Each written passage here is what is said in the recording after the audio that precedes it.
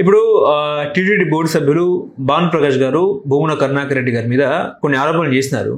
ఆయన ఏమన్నారంటే టీటీడీకి చైర్మన్గా ఉన్నప్పుడు భూమన కరుణాకర్ రెడ్డి హయాంలో గోశాలలో ఆవులు చనిపోయాయని చెప్పేసి ఆరోపణలు. సో ఫిర్యాదు కూడా చేస్తున్నారు. ఇప్పుడు నోటీసులు కూడా అందినాయి.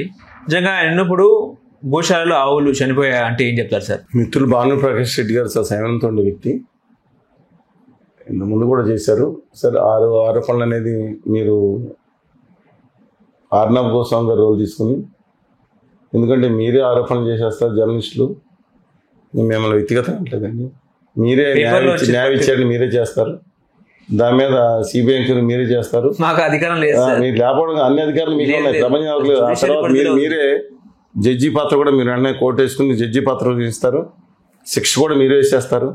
శిక్ష ఎలా అమలు చేయాలనే విషయంలో కూడా తలారి పాత్ర కూడా మీరు పోషిస్తారు. అక్కడ మీరే వెళ్ళి లాగినంత ఫీలింగ్ ఉంటుంది. అందువల్ల మీకు తెలుస్తుంది. కానీ దానిలో డెఫినెట్గా ఇంతకుముందు గోశాలలో ఆవులు చనిపోయిన వార్తలు వచ్చినాయి. సహజంగా వృద్ధాప్యంలో ఉన్న వాళ్ళు మిగతా విషయాలు నాకు తెలియకుండా మాట్లాడింది. ఇప్పుడు కూడా ఇప్పుడున్న చైర్మన్ గారి మీద కూడా ఇలా నేను ఎవరో చేస్తా ఉంటే నేను తెలియకుండా ఎందుకు మాట్లాడాలి? ఇప్పుడున్న చైర్మన్ గారి విషయం నేను మన తిరుపతి వెళ్ళానండి. ఇంతకుముందు కరుణాకర్ రెడ్డి గారు ఉన్నప్పుడు కూడా వెళ్ళాను. కరుణాకర్ రెడ్డి గారు ఉండగా కూడా నేను ఐఎమ్ నాట్ హియర్ టు ఏదో ఇంకోళ్ళు మడ్డేయాలని లేదండి, ఎవరి మీద ఒక బురదేసి వీళ్ళ మీద బురదేయాలని లేదు. కానీ నేను చెప్తున్నాను, పూర్వం మీద నేను ఇప్పుడు వెళ్తే అప్పుడు కూడా బాగానే ఉంది. కానీ మొన్న వెళ్ళినప్పుడు లడ్డూలు కానీ ప్రసాదంలో కానీ నాకు మార్పు గోచరించిందండి. నా హానెస్ట్ ఒపీనియన్. నేనేమో ఇతరుల మీద అన్యాయంగా నేను ఆరోపణలు చేయను. అపార్ట్ ఫ్రమ్ దట్, ఇవాళ అన్య మతస్థుల్ని టీటీడీ దేవస్థానం తీసేస్తానని చైర్మన్ గారు ప్రకటించడం అనేది చాలా మంచి పరిణామం. మిగతా వాళ్ళు తిట్టుకుని నేను ఒకటే అడుగుతున్నాను, నన్ను తిట్టుకునే వాళ్ళకి, ఎస్ నేను అభ్యుదయ హిందూవాదినే, కానీ మూఢనమ్మకాలు తగ్గించుకుంటూ అభ్యుదయ వాళ్ళు పునిపుచ్చుకుంటూ అనంత గోదావరి గంగా ప్రవాహం సాగే ఒక గొప్ప జీవన విధానం హిందూ మతాన్ని భావించేవాడిని. ఇవాళ మీ మిగతా మతస్థులు వాటికంలో ఈ ఏసు ఎవరో అని చెప్పి మాట్లాడే వాళ్ళని ఎంప్లాయీస్గా పెట్టుకుంటారా?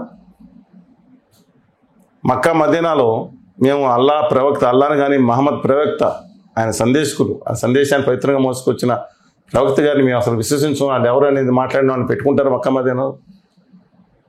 మిగతా మతాల వాళ్ళకి అది ఎలాగో మా హిందువులకి తిరుపతి కూడా అలాంటిది. తిరుపతిలో ఆ భగవంత్ సన్నిధిలో మేము డొనేట్ చేసిన డబ్బులతో జీతాలు తీసుకుంటా, భగవంతుని కోసం వేసిన డబ్బులతో జీతాలు తీసుకుంటా, ఈ వెంకటేశ్వర స్వామి మీదే వాళ్ళు నమ్మని వాళ్ళని నిజంగా ఉండాల్సిన పని లేదు. వాళ్ళని కాదు ఉద్యోగాలు తీయకూడదు. వేరే డిపార్ట్మెంట్లో వేరే చోట్ల వాళ్ళకి కల్పించిన తర్వాత మంచి నిర్ణయాలు తీసుకుంటున్నారు. నేను ఐ షుడ్ అప్రిషియేట్ దట్ అండి. సరే, సెకండ్ నిర్ణయం మీద గోశాలలో ఇంతకుముందు కూడా చనిపోయింది, ఇప్పుడు కూడా వృద్ధాప్యం ఎంక్వైరీ ఏమన్నా తప్పే ఉంది దాంట్లో? కాదు, అది కరుణాకర్ రెడ్డి గారు కూడా మాట్లాడుతున్నారు, నేను నిరూపించుకుంటాను. That's let him, I don't want make controversial. కానీ ఒకటి చెప్తున్నాను, మీ అందరూ కలిసి చేయాల్సింది, దయచేసి I'm having my humble appeal to, ఎందుకంటే ఇప్పుడు చైర్మన్ గారు చేయవలసిన బాగా చేస్తున్నారు. కాదే కొన్ని లోపాలు జరుగుతున్నాయి. లోపాలు జరిగింది, ఆ రోజు జరిగింది అనుకోండి, ఏది తొక్కిసరా జరిగింది, అది ఎంత స్ట్రిక్ట్గా చెప్పినా కింద ఉన్న వాళ్ళు చూసుకోవాలి కదా.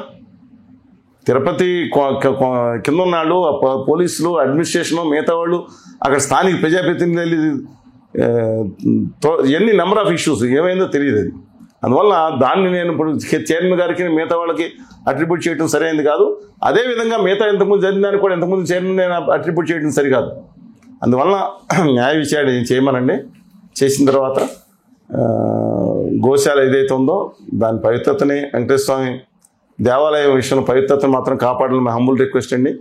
ఎప్పుడు కూడా భగవంతుని పవిత్రతని తగ్గించేదట్టు మాత్రం, ఎందుకంటే ఇప్పుడు ఆల్రెడీ ఉత్తర భారతీయ ఆర్య సనాతనవాద బ్యాచ్ కూడా బయలుదేరింది. వాళ్ళు ఎంత ఇన్ఫ్లుయెన్స్ చేయించారంటే, మా గౌరవ ఒక అభ్యుదయవాదిగా ఉన్న కళ్యాణ్ బాబు గారు మొన్న మాట్లాడితే ఇంతకుముందు ఆ వీడియో వేస్తే బాగుంటుంది. మీరు till now lord Balaji Tirupati, from here onwards మేము గో బ్యాక్ టు అయోధ్య అంట. మరి అయోధ్య నుంచి వచ్చారు ఆయన పూర్వీకులు, నాకు తెలీదు. ఆ వెంకటేశ్వర స్వామి ప్రతిష్టను తగ్గించడానికి అదొకటే కాదండి, అనేక విధాలుగా ఇప్పుడు చిన్న చిన్న లోపాలు జరుగుతున్నాయి. లడ్డూలు ఇబ్బంది జరిగింది, దాన్ని 1,00,000 లడ్డూలు ఆవు ఇవన్నీ చేసి అయోధ్యకు పంపించాము, అని చెప్పి ఇక్కడ మాట్లాడవచ్చా? గౌరవ మంత్రి పదవుల్లో ఉన్న లాంటి వ్యక్తులు మాట్లాడవచ్చా? ఎవరి ప్రయత్నం తగ్గిస్తుంది ఇది? మా తిరుపతిని మా ఆంధ్రప్రదేశ్ ప్రభుత్వం ఎందుకు తగ్గించాలి? లోపం జరిగి ఉందో లేదని నిరూపించండి.